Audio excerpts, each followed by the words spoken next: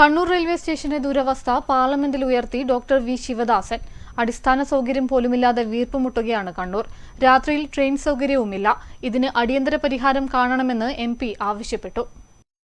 Kannur railway സ്റ്റേഷനിൽ യാത്രക്കാർ അനുഭവിക്കുന്ന ദുരിതം ചൂണ്ടിക്കാട്ടിയാണ് ഡോക്ടർ വി ശിവദാസൻ പാർലമെന്റിൽ പ്രത്യേക പരാമർശം നടത്തിയത്.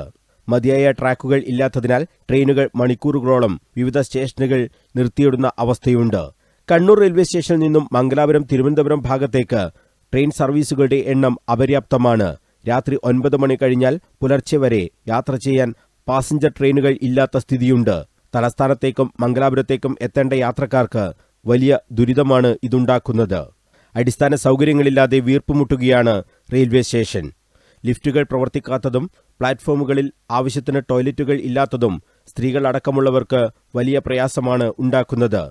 ദീർഘദൂര ട്രെയിൻ ജനറൽ കോച്ചുകളുടെ എണ്ണം വെട്ടിക്കുറച്ചത് സാധാരണ യാത്രക്കാരെ ബാധിച്ചു. ഇത് പരിഹരിക്കാൻ അടിയന്തര നടപടി ഉണ്ടാകണമെന്നും ഡോക്ടർ വി ശിവദാസൻ ആവശ്യപ്പെട്ടു.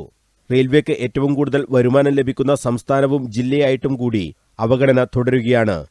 ഇത് അവസാനിപ്പിക്കണമെന്നും പാർലമെന്റിൽ ഡോക്ടർ വി ശിവദാസൻ MP ആവശ്യപ്പെട്ടു. News bureau, Kannur.